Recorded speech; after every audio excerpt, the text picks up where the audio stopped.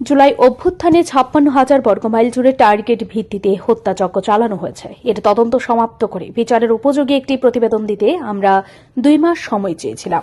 আদালত ১ মাস সময় মঞ্জুর করেছেন। সাবেক প্রধানমন্ত্রী শেখ হাসিনার বিরুদ্ধে জুলাই অভ্যুত্থানে হত্যাযজ্ঞ চালানোর অভিযোগ তদন্তে ১ মাস সময় নির্ধারণ করে দিয়েছে আন্তর্জাতিক অপরাধ ট্রাইব্যুনাল।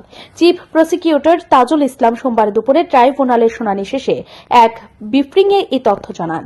তিনি বলেন, আজকের সব অপরাধের প্রধান দায়ী শেখ হাসিনার। জুলাই অভ্যুত্থানে ৫৬,০০০ বর্গমাইল জুড়ে টার্গেট ভিত্তিতে হত্যাযজ্ঞ চালানো হয়েছে। এর তদন্ত সমাপ্ত করে বিচারের উপযোগী একটি প্রতিবেদন দিতে আমরা ২ মাস সময় চেয়েছিলাম। আদালত ১ মাস সময় মঞ্জুর করেছেন। ট্রাইব্যুনালের চিফ প্রসিকিউটর বলেন, জুলাই আগস্ট মাসেই নয়, বিগত সরকার ক্ষমতায় আসার পর থেকেই গুম, খুন ও হত্যার বিভৎসতা সৃষ্টি করে হিটলারের সময় ক্যাম্পের মতো ক্যাম্প তৈরি করে তাতে নিষ্ঠুরভাবে বন্দীদের নির্যাতন করা হয়েছে। তারা শুধু গণহত্যাই করেনি, নির্যাতনে যত রকম পন্থা রয়েছে সবই বাস্তবায়ন করেছে, যা হিটলারের নাৎসি বাহিনীর কথা মনে করিয়ে দেয়। তাজুল ইসলাম বলেন, বিগত সরকারে যারা গুরুত্বপূর্ণ পদে ছিলেন তাদের মধ্যকার ১৩ জনকে সোমবার অপরাধ ট্রাইব্যুনালে হাজির করা হয়েছে। আগামী দিনে যারা ফেসিস্ট হতে চান তাদের জন্য আজকের দিনটি একটি শিক্ষা দিন। মানবতা বিরোধী অপরাধ করে চিরদিন ক্ষমতায় থাকা যায় না, বিচারের মুখোমুখি হতে হয়, তা আজকের দিনের এক বড় শিক্ষা। তিনি বলেন, ২০০৯ সাল থেকে রাষ্ট্রযন্ত্র ব্যবহার করে সব রাষ্ট্রীয় প্রতিষ্ঠানগুলো রাজনীতিকরণ, দলীয়করণের মাধ্যমে একটি নিপীড়ক সংস্থায় পরিণত করা হয়েছিল। সে স্টোরি আমরা আদালতে তুলে ধরেছি।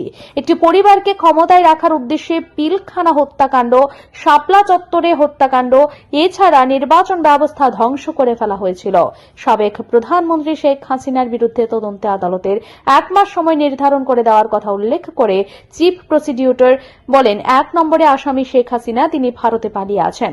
আমাদের পক্ষ থেকে ফরমাল আবেদন পাঠিয়েছি ইন্টারপোল এর কাছে।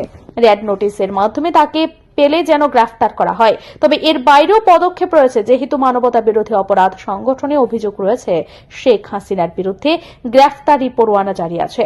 তিনি বলেন, ডিফেন্সের পক্ষে বেশ কয়েকজন আইনজীবী তাদের ওকালতনামা দাখিল করেছেন, তবে তাদের পক্ষ থেকে শুধু একজনের জন্য পিটিশন ছিল। সেই পিটিশনটি ছিল অভিযোগের কপি সরবরাহ করা সংক্রান্ত, কিন্তু পিটিশনটি যথা নিয়মে দাখিল করা হয়নি, সুতরাং পিটিশন হিসেবে সেটি গণ্য হয়নি। ভবিষ্যতে তিনি যদি মনে করেন সেটার ব্যাপারে আদালত যথাযথ আদেশ নেবেন। এদিকে গণহত্যার অভিযোগে মানবতা বিরোধী অপরাধে এক মামলার গ্রেফতারি পরোয়ানাভুক্ত সাবেক সরকার ৯ জন মন্ত্রী, ২ উপদেষ্টা, আপিল বিভাগের অবসরপ্রাপ্ত এক বিচারপতি ও সাবেক স্বরাষ্ট্র সচিবকে আন্তর্জাতিক ট্রাইব্যুনালে হাজির করা হয়। গত ১৭ অক্টোবর পৃথক ২ আবেদনে সাবেক প্রধানমন্ত্রী শেখ হাসিনা সহ সংশ্লিষ্টদের বিরুদ্ধে গ্রেফতারি পরোয়ানা জারি করা হয়। তবে সাবেক প্রধানমন্ত্রী শেখ হাসিনার বিচার ১ মাসের মধ্যে শেষ করার অনুমতি দেয় আন্তর্জাতিক অপরাধ ট্রাইব্যুনালে। Report, news Tripura 24। আজকের দিনটা বাংলাদেশের আগামী দিনের যারা ফ্যাসিস্ট এবং স্বৈরাচারী হবেন তাদের জন্য একটা শিক্ষার দিন।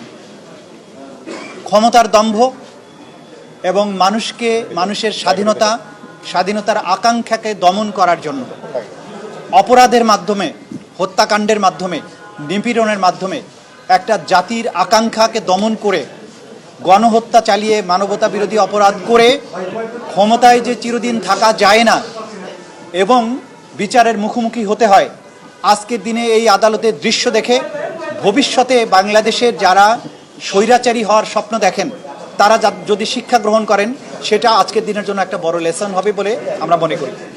আজকে এই আন্তর্জাতিক অপরাধ ট্রাইব্যুনালে বিগত সরকারের আমলের ১৩ জন ক্ষমতাশালী ব্যক্তিকে হাজির করা হয়েছিল, যাদের বিরুদ্ধে জুলাই এবং আগস্টের যে মানবতা বিরোধী অপরাধ, গণহত্যা এবং অন্যান্য অপরাধ যেগুলো আন্তর্জাতিক আইনের অপরাধ, সেগুলো সংগঠনের দায়ে তাদেরকে উপস্থিত করা হয়েছিল।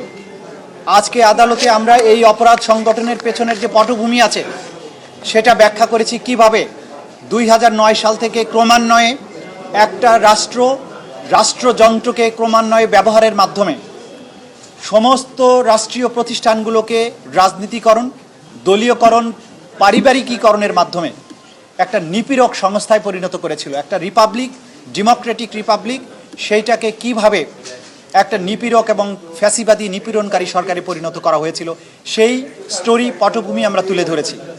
যেই পটভূমিতে একটা রাষ্ট্র ক্রমান্বয়ে জনগণকে বিভিন্ন সময় হত্যা করে আমরা বলেছি পিলখানা হত্যাকাণ্ডের মাধ্যমে প্রতিরক্ষা ব্যবস্থাকে ধ্বংস করা হয়েছে, শাপলা চত্বরে সাধারণ মানুষকে হত্যা করার মাধ্যমে প্রতিবাদী জনতাকে স্তব্ধ করা হয়েছে, ডিজিটাল সিকিউরিটি অ্যাক্টের মাধ্যমে মানুষের বাকস্বাধীনতা, অন্যায় এবং নিপীড়নের বিরুদ্ধে যে ভয়েস জনগণের সেটাকে রুদ্ধ করা হয়েছে। এইভাবে একের পর এক গণতান্ত্রিক প্রতিষ্ঠানগুলো ধ্বংস করেছে, নির্বাচন ব্যবস্থাকে ধ্বংস করেছে শুধুমাত্র একজন ব্যক্তি বা তার পরিবারকে ক্ষমতায় রাখার উদ্দেশ্যে। এটা একটা রাষ্ট্রের যে চেতনা সেইটার বিরুদ্ধে তারা অবস্থান নিয়েছিলেন এবং সেটা করতে গিয়ে আজকে প্রধান আসামি ছিলেন শেখ হাসিনা। শুধুমাত্র তাকে রক্ষা করা এবং তাকে ক্ষমতা রাখার জন্য এই অপরাধগুলো সংগঠিত হয়েছে এবং এই সমস্ত অপরাধের সবচাইতে বড় দায় হচ্ছে শেখ হাসিনার এবং তার নির্দেশে তাকে ক্ষমতায় রাখার উদ্দেশ্য বাস্তবায়নের জন্য আজকে বাকি যে 13 জনকে উপস্থিত করা হয়েছিল তারা ক্যাবিনেটের সদস্য হিসাবে সরকার দলের বিভিন্ন দায়িত্বশীল পদে অধিষ্ঠিত থেকে কেউ সরকারের। আপনি কি খুঁজছেন বিশুদ্ধ পানীয় জল? তাহলে আজই বেছে নিতে হবে অত্যাধুনিক প্রযুক্তি ও পরীক্ষা নিরীক্ষার মাধ্যমে প্রস্তুতকারী পানীয় জল একমি। বিশুদ্ধ জলে সুস্থ জীবনের মূল চাকাঠি। Acme packaged drinking water.